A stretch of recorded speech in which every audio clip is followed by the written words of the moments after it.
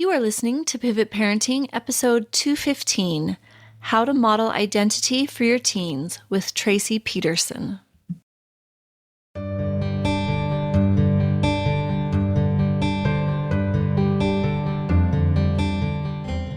Welcome to Pivot Parenting, the place where we recognize when your parental role needs to shift and how to do it. I'm your host and parenting expert, Heather Frazier.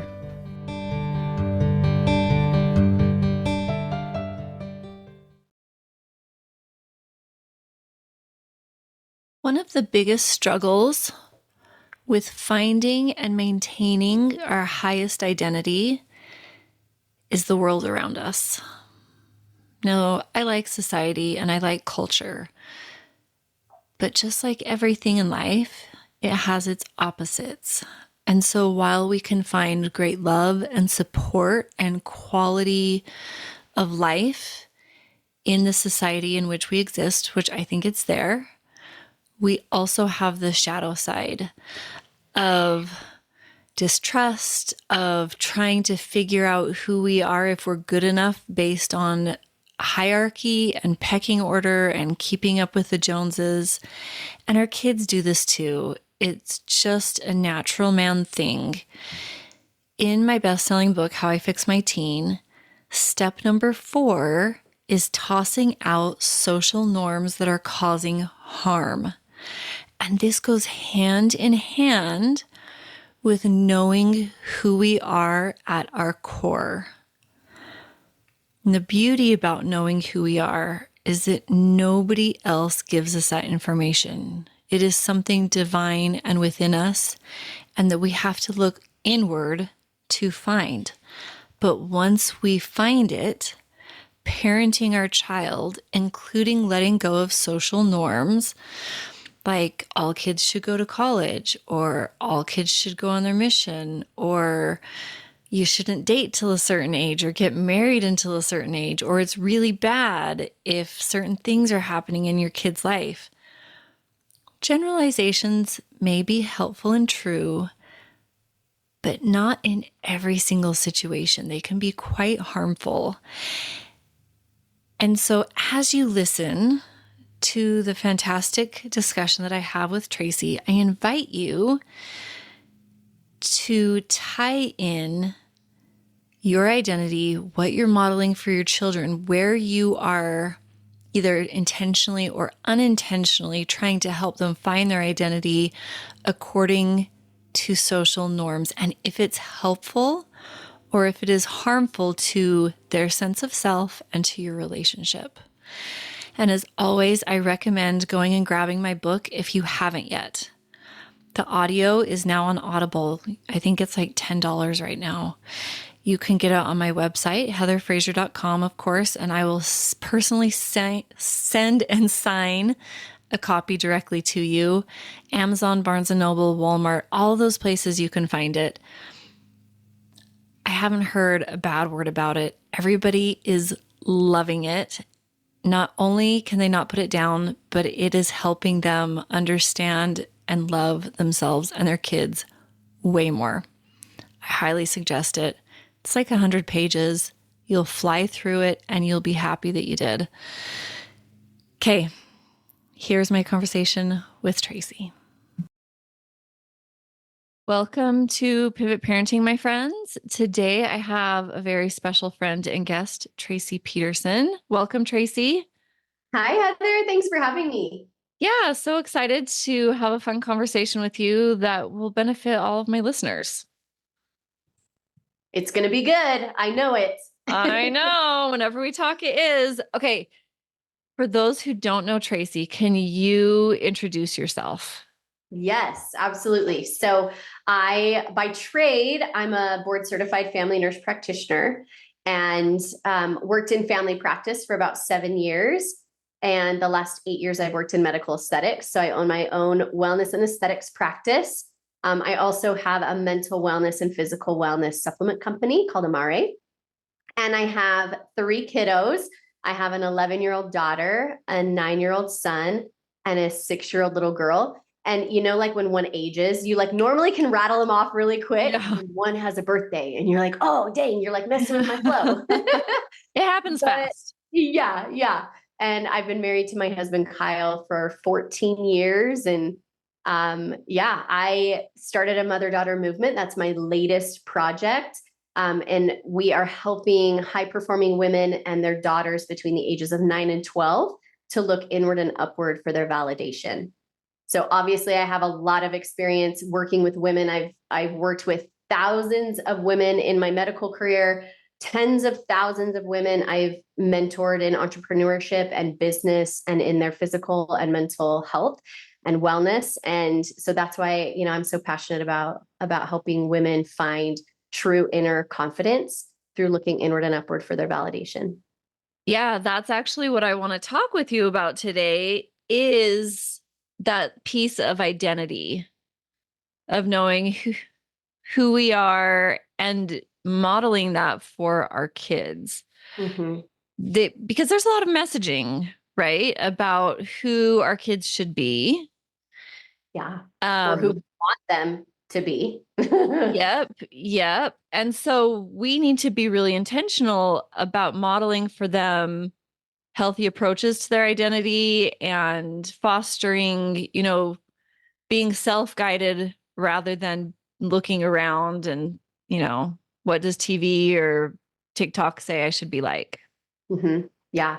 And I think as parents too, Heather, which by the way, before we get into it, you have the most soothing voice. Sitting on here, I'm like, oh my gosh, Heather, like talk me to sleep every night. It's like the most, you really do. You have the most amazing voice. And I think you told me just prior to starting that we don't do video, we just do audio. And then I like really tapped in and listened to your voice. I was like, good grief, woman, that is maybe one of your gifts is like Well, this. thanks. Really I had one of my daughters tell me that, but in a very funny way that I decided to not take personally. You could That's just good. talk and I would just fall asleep. I actually have, when I've had my kids away at camps too, and they call and they're missing me, I say, just Yeah. turn on my podcast and fall asleep to my voice.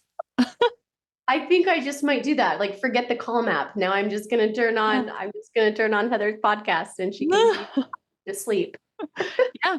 Hey, if it sinks in still or is There you go. beneficial in any way, I'm game for it. Osmosis. Like Yeah. I don't know what the subconscious mind is doing while we Yeah. sleep, but Use it's me how probably you need me. I'm yeah. here for it. But no, Hey. to your point, I think it is, we have to be sensitive to it as parents.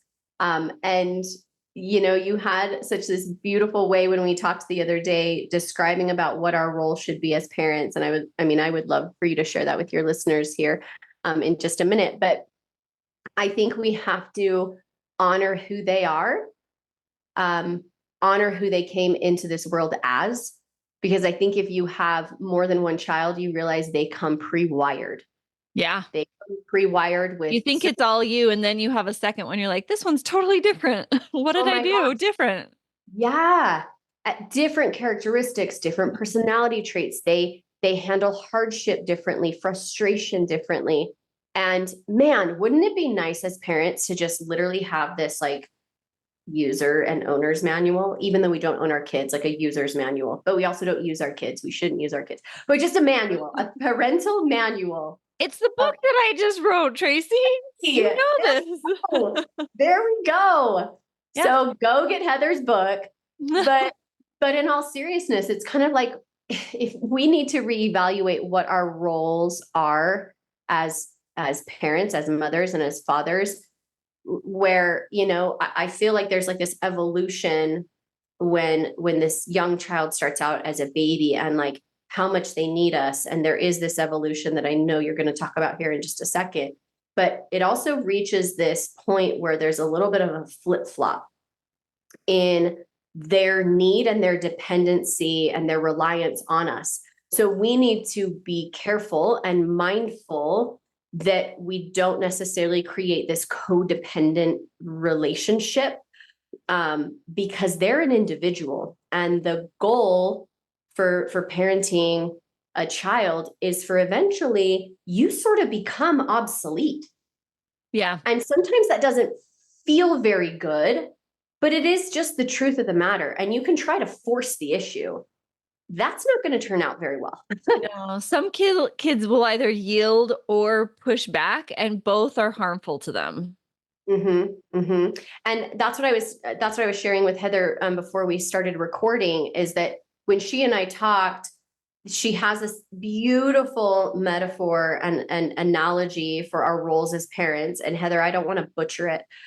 So maybe share it with them, but it's this idea of our children being the stars of their own play, where we start out as a main character, as a parent, and and we're taking care of this child. And then when the child gets to school age and junior high, they then move out of this supporting role and they move into the main role of their own stage story, of their own play. And we start to move out of the main character role back behind the scenes. Yeah. So we're like working the curtain and working the light. So we help to shine the light on them as them being the main player of their own play. And then eventually we move from back behind the scenes, trying to help shine this light on them as they grow into this main character. And we move into the audience. So we're just a watcher and a viewer of this child. And a cheerleader.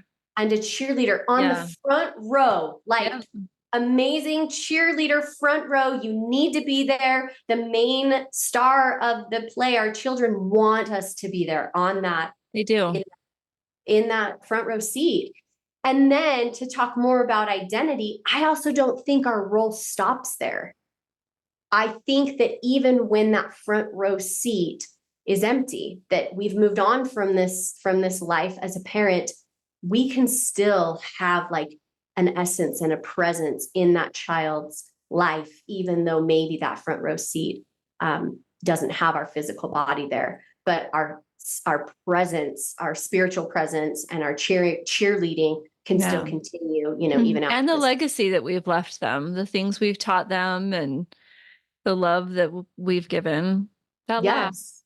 Yeah, it really does. And that's what, and the population that I help is high performing women with daughters. And high performing women, we care a lot about legacy. Like, we want to leave a mark, we want to leave a legacy. And legacy is not what you leave for people, it's what you leave in people. I love that. Even when that front row seat is empty, our physical body is no longer here, your legacy and that whole process, right, of you being the main player, taking care of this baby, and then transitioning to a supporting role, then transitioning to the behind the scenes, and then transitioning to the front row seat, all of that creates and builds, this legacy that lives on inside of your child. Yeah. And I think that that's easiest to shift from where you're at in your child's life when you have your own sense of identity. When your identity is so wrapped up in your child, it's really, really hard to let go. Yes. And to allow them to kick you off stage. Yes. And allow them to not need you like they used to. Yes. That can really hurt. But when we maintain our sense of self, when we maintain healthy relationships beyond our children, whether that's with a partner or friends, like, that's not selfish. It's actually really important. Yeah. And I love what you're doing is we need to expect it. Expect for them. I think it's sort of the shock of being kicked off the stage that you're like, wait. I want to protest this. I'm not okay with this. Like, you need me. I need to be needed. I'm a main player in this story, But if we can expect it, it's easier to accept it. Yeah. Is have that expectation, then the acceptance comes a lot easier. And then we know that because we're expecting it and it'll make it easier for us to accept it, then we can start doing a little bit of the legwork before that comes to really remember who we are, because we were women before we were mothers. Yeah. And so trying to maintain some of that identity throughout the course of your motherhood will make it not such a stark contrast to the stage that we're currently Yeah. How do in. you approach that? Because your kids are a little bit younger than mine. So Mhm. the trenches aren't as far distant for you. Mhm. Mhm. The trenches Mhm. feel like forever ago. The trenches of like never showering in a day and Yeah, yeah. always smelling like spit up. Um, how do you emotionally wrap your head around moving from the trenches into, because, well, okay, I think it's a scale. Let me back up for just a second. I think it's a scale in how much women lose themselves in those several years of child rearing where you really are the main caretaker of something that needs you 24/7. And Mhm. I don't think that it's helpful to say, you know, what's wrong or right for any individual as far as if they maintain a career or if they're just all in at home. I think both are great and it's an individual decision. So from it, like an emotional or mental stance, how do you suggest maintaining your sense of identity when you literally feel like maybe you have none other than Yeah, meeting these little critters' needs? yeah, for sure. Off the top of my head, we make time for things that are a priority. So we have to prioritize ourselves. And I know that gets thrown around a lot. What I will say, and to your point, I honor whatever way that looks for you. For Yeah, me, I've always been a working mom. I actually tried to do the stay-at-home mom role. It did not, it was unhealthy for me. sure. I know other friends who work inside of the home as a stay-at-home mom and they thrive. It is just their jam. And I think that that is amazing. So I think it's making sure not to compare what serves our soul and what's best for us, comparing that to somebody else's experience. And I teach these mothers and these daughters this idea of observation versus comparison. Making an observation about someone is looking and observing facts. That woman is a stay-at-home mom and that works amazing for her, right? Her Yeah, being a stay-at-home mom reflects nothing about me. It's just her experience. So I'm able to keep that as an observation versus comparing myself to her. When you compare, you internalize an observation and then you personalize it. You say, because that woman decided to be a stay-at-home mom, well, that means that I'm not a good mom because I chose to not stay at home with my kids all day long, And it's just that personalization and that internalization of an external observation that can start to get really unhealthy, which is why social media can be so tricky and so challenging, is because we see the highlight reels most of the time, and sure. it's really easy to start internalizing and personalizing the external observation, especially when that external observation is their 10 out of 10, and Yeah, you their best days and moments. exactly. And so, but what I will say in that vein of honoring women and men, however they feel, it best for them to serve their family and to honor themselves and what they need to be healthy mentally, physically, and emotionally. What I will say and what I do feel strongly about is that, and this might be a tad bit controversial, I feel that our children, what they don't need is self-sacrificing martyrs. What they need is sturdy leaders. So I think sometimes these roles that we play, we can resent them and they start to Sure. be this dark cloud and it's just heavy and we just have to do these roles because it's what I chose. And we're not finding the bliss and the joy in the choice, right? I feel that our children are our greatest refiners if we allow them to be. This is my belief. This is my belief. This is like a Christian belief, is I believe that God put us in families, and this is my own experience. This is how I've rectified it with God. We've had a conversation about it. I'm like, what? Why do you put us in families? Families are hard. They're challenging.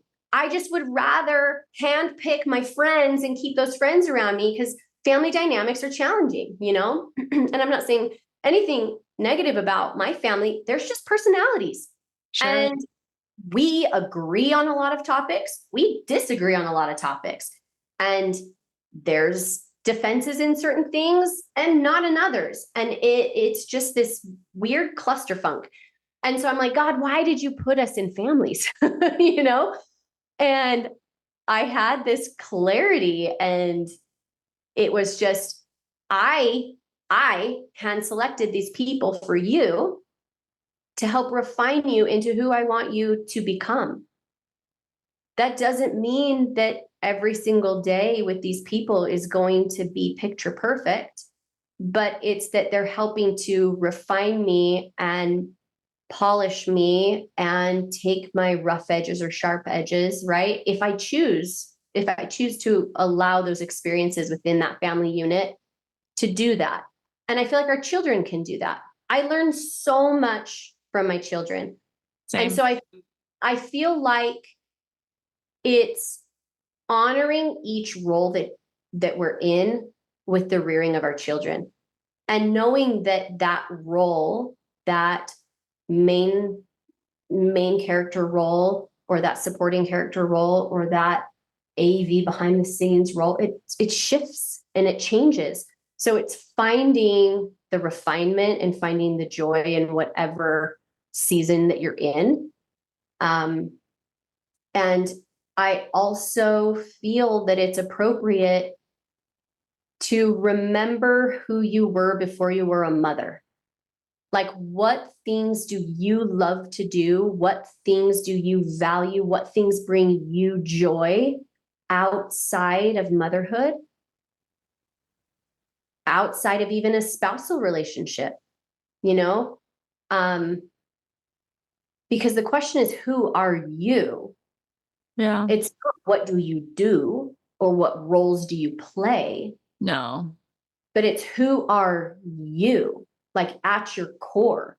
Who you are, unique, you are divine, you were made by the creator. Like, who did he create you to be innately? Just like our kiddos come into this world with, like we talked about, with characteristics, with personalities, and all of that is okay.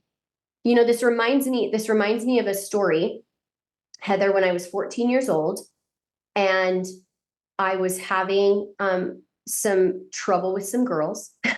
So all growing up, I was celebrated for my natural leadership abilities.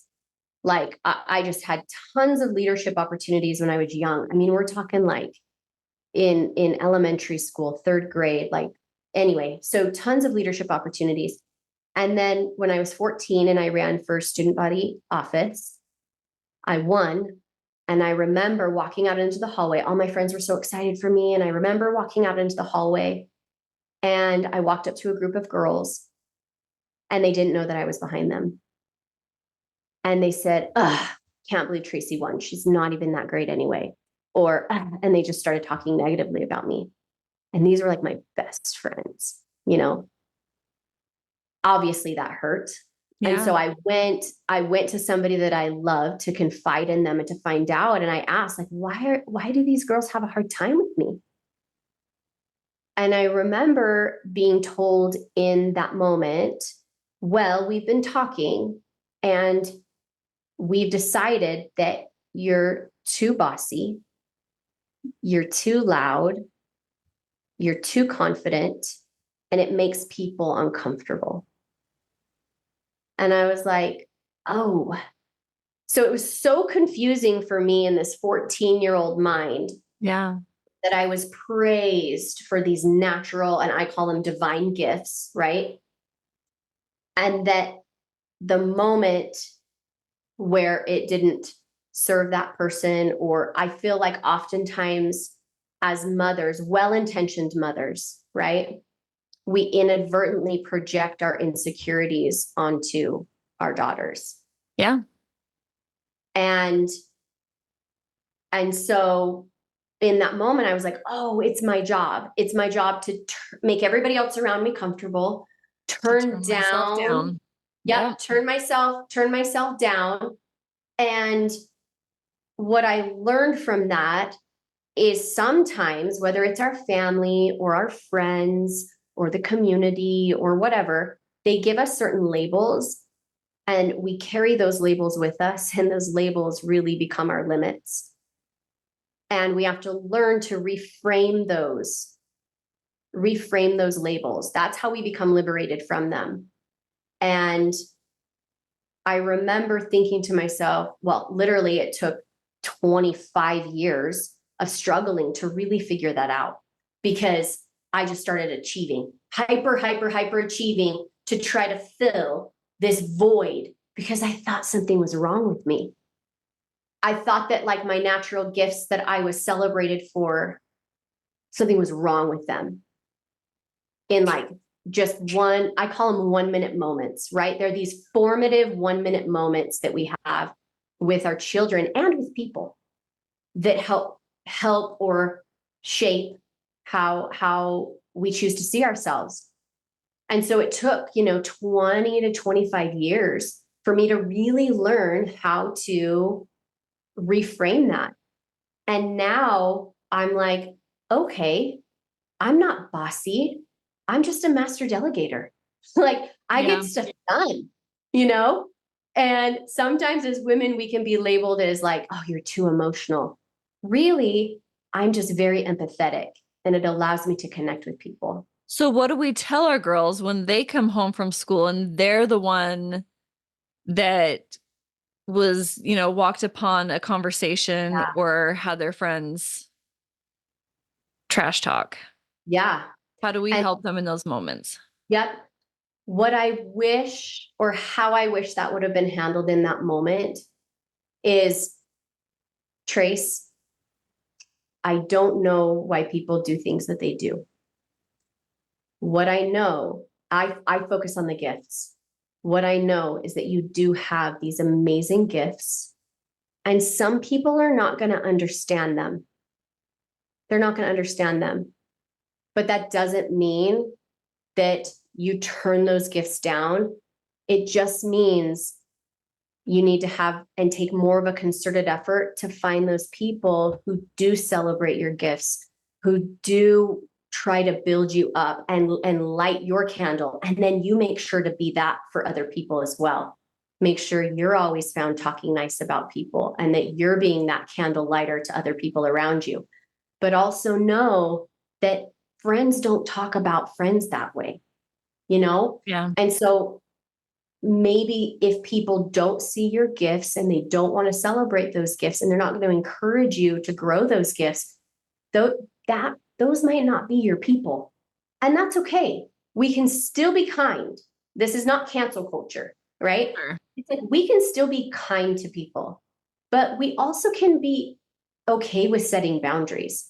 That if people are constantly blowing out your candle, you don't have to hang around those people. I think sometimes with women in particular, we say like everybody needs to be your friend.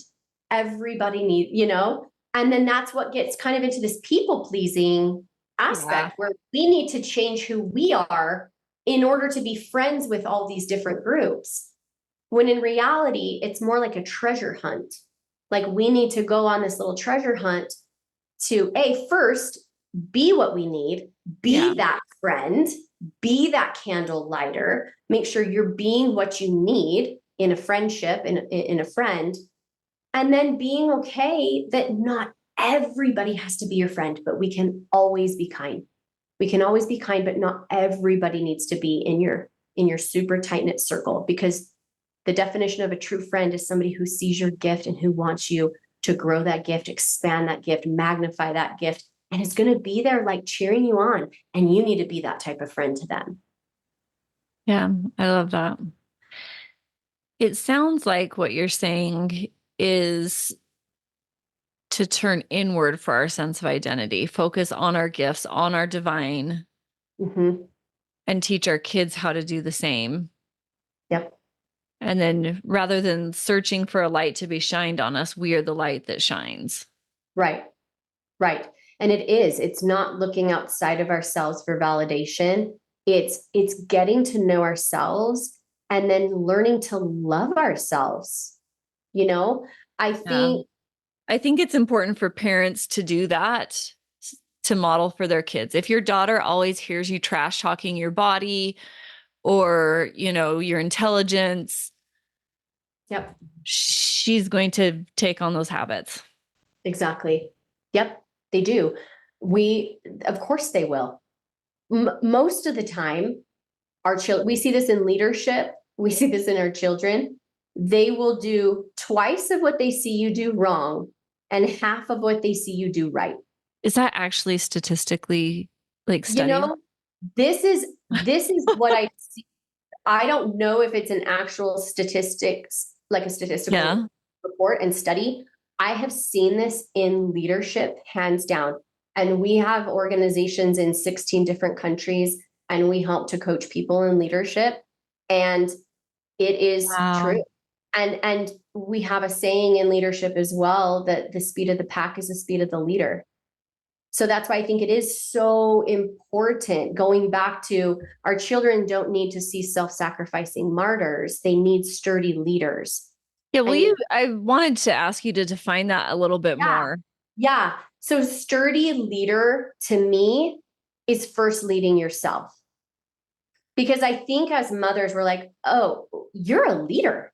Like, mothers are like the epitome of leaders. We think leaders are these people like CEOs of organizations. Like, to me, we are. We are the leaders of our the CFO, home. the CEO, yes, we're the CEO of our homes for sure. And to me, the definition of leadership is getting a group of people to do something that they wouldn't normally do on their own, aka the definition of motherhood. Like, it just is. It's like everything that we do, right? I also think a definition of leadership is seeing the potential in someone before they see it on their own. And it's breathing life and belief into that person to help draw it out of them before they realize it. So that's why I feel like it's so important for us to start to learn to identify who we are and what our identity is outside of the roles that we play as mothers, like who we are as a person, so that we can be that leader and that model for our child. And we need to have the ability to do that same thing in them. Because if we can help, I call it putting on your divine gift goggles. That if we're going throughout our day and we put on our divine gift goggles and we're looking for those divine gifts in our children, our words that they hear become their internal dialogue. So if we're looking for the gifts, if we're looking for the good, and we're constantly rehearsing that to them and seeing the good, they're going to think more good. And that's going to support and enhance their identity of who they know that they are. It's because our identity really, for a lot of us, is who we've been told that we are. Yeah. Right. And how beautiful, what an amazing thing it would be is if who we were told that we were matched up with who we discovered ourselves to be. Like, wouldn't that be cool? And that's what I think can happen. That's what I think can happen. Now, parenthood is not always easy. Like, when my son is having a freaking meltdown, I mean, he's a high energy kid. Like, has some stimulation, like overload issues, and when he's in this emotional meltdown, is it real easy to put on my divine gift goggles that sound so great, Trace, when you say it? Like, let's talk real life. Yeah, but when No. they're raging. Oh my gosh, when they're raging and when they're in that moment, that is hard. It is really, really hard. And I will tell you, I probably take those divine gift goggles and I put them up on my head during those moments. I'm like, okay, they're up there because we just gotta barrel through that. But once the emotion comes down, then you can talk about his divine gift and his identity. And I actually do something with him in particular. I actually did it this morning with my kids when they were sleeping. And I had somebody suggest this to me, that right when your kids go to sleep, it like you can pray over them and like pour positivity in them, all the gifts that you see in them. Because I'll use the example of my son, Tristan, ADHD, high energy. He's a challenge. He's probably my most challenging kid. And when he has his meltdowns, like he had last night before bed, right? Before bed, he did decide to say, hey, mom, I need you to come down and tuck me in. Instead of brushing that off, like, thank you, Tristan. Like, I'm seeing the good. Thank you, Tristan, for letting me know exactly what you need. And I'm here to help. Went downstairs, tickled his back for 2 seconds, tucked him in, he fell asleep. If I hadn't have listened to his cues, he would have just continued to melt down and, it just would have been a nightmare. But once he fell asleep, I was like, Tristan, you are such a good boy. Because I'm sure there are many times during the day in his ADHD experience in his world where it's probably Tristan, stop that. Tristan, stop doing that. Tristan, sit down. Tristan, get off that. Da da da da da. Right? A lot of negativity. And so for me as a mom, if I can just sit in that moment, put my divine gift goggles on, and I can say, Tristan, you are a good boy. And what I always say to him, even when he's awake, is you're going to use all of your energy for good. That's Because awesome. getting the message from the world and that external feedback is you're over the top, bud. Like you've got too much energy. But instead, reframing it and saying, you're going to use your energy to change the world. And you just try to see all the good. And what I tell him, he's such a hard worker. If he is given a job, he will work himself to the bone so he can be hyper focused on things that he cares about. And so we use that to his advantage. We use that strength of his and we try to put him in opportunities where that can shine, because it's so easy with his high energy to just stay kind of in this negative, don't do this, don't do this. But finding that divine gift in him, he's a hard worker. And that is without a doubt.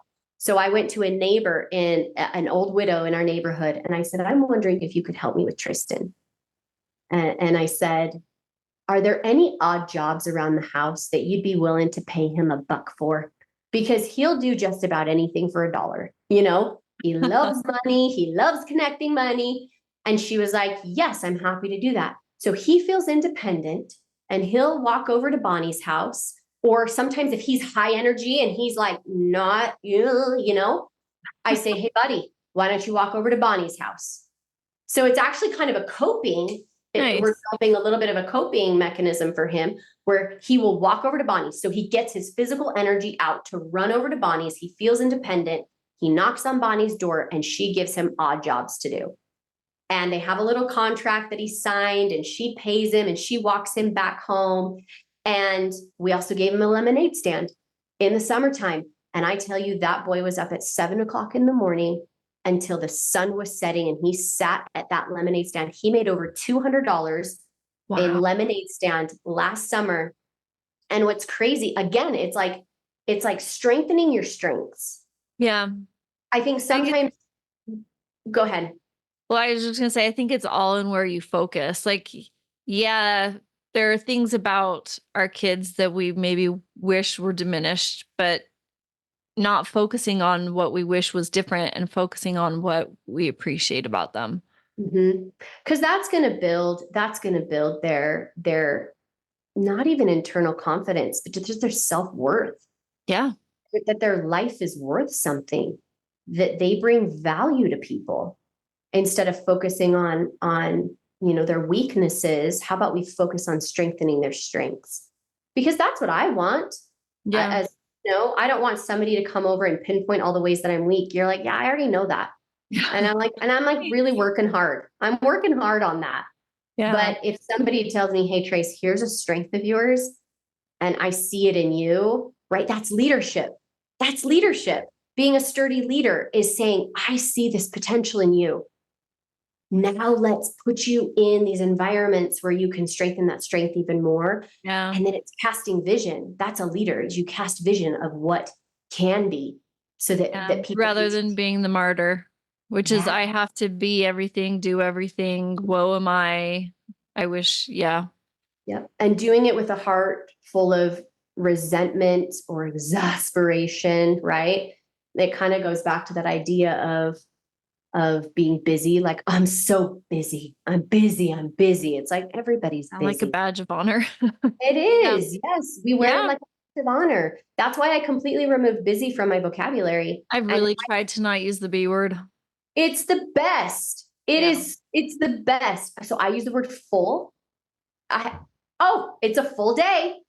Like, I had a neighbor come over yesterday. She's like, how's your day? And normally I'd be like, I'm so busy. But I was like, it's full. And I love living a full life. That is when I am at my best, when I am at my peak, is when I'm living a full life, but a full life that's living in alignment with my values.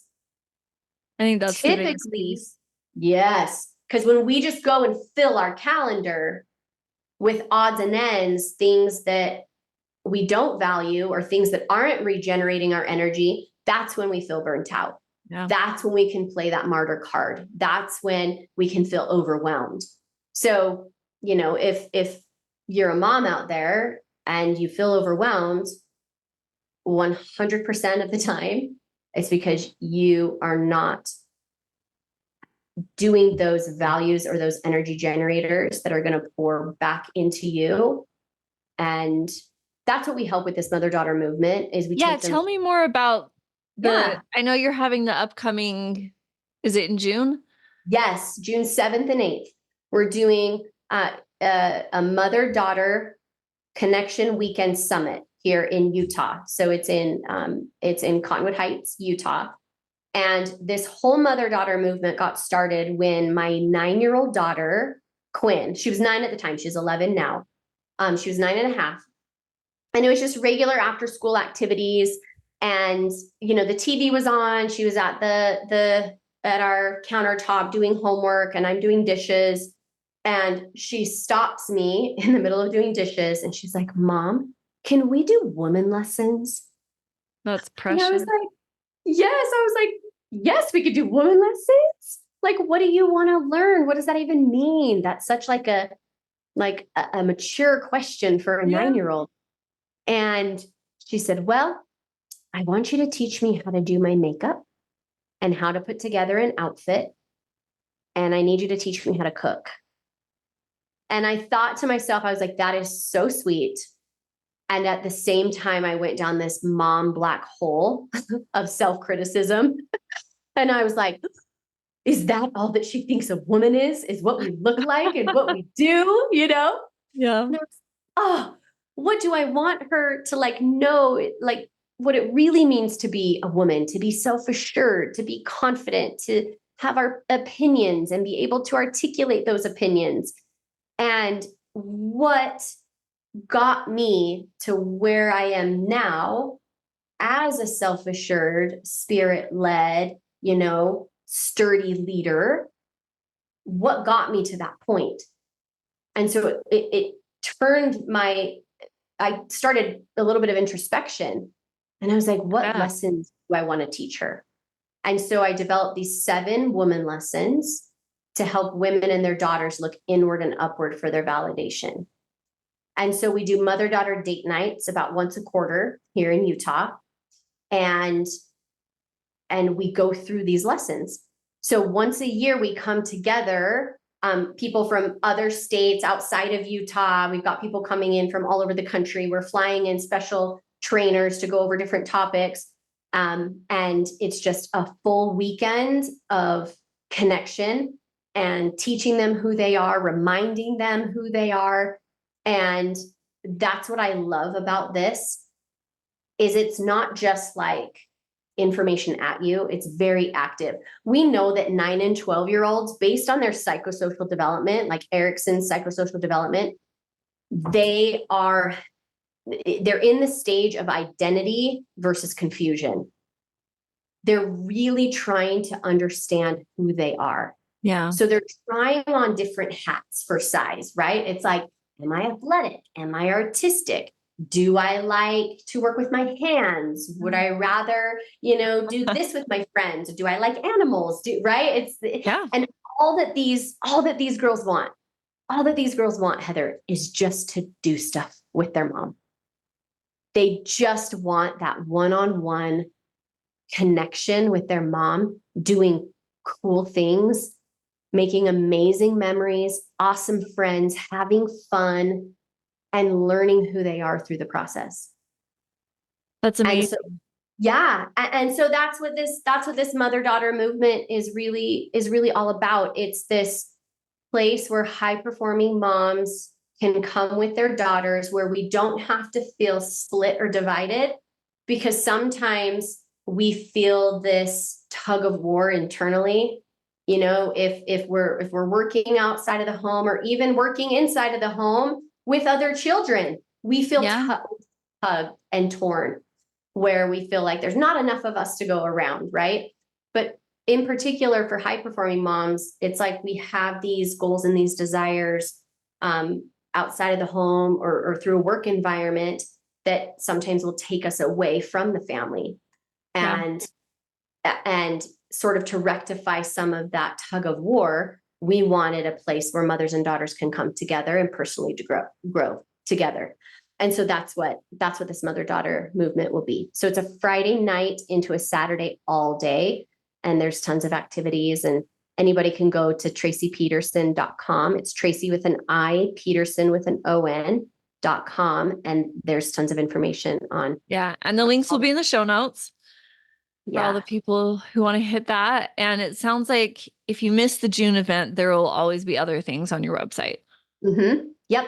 Yeah, we always keep that updated. Also, we're going to have a podcast that's dropping in June as well. So that's going to be something new that's coming out. So no matter where you are in the world, you can connect to this mother-daughter movement, even if you can't come out to Utah just yet.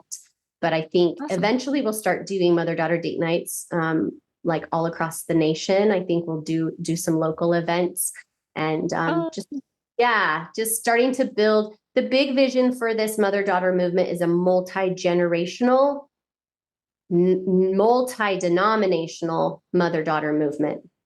So as it's almost like what we talked about in the beginning, that our roles will change through our children's lives. And so at each stage is a different need. So right now I'm in the 6 to 12, right? So I'm focusing on 9 to 12-year-old girls. Eventually we'll do the 13 to 15 and then the 16 to 18 and then college age and then empty nesters. And then what happens when our kids have kids, right? Each of them hold their own dynamic, and all women need resources and they need a community, and they need to be connected to other women going through that same phase and that same stage as them to gain support and validation through the process. So we'll bring in different experts as the community grows and ages and develops. And so it'll be great. Fantastic. Thank you so much for coming and sharing your wisdom. I look forward to our next conversation. Awesome. Thank you so much for having me on.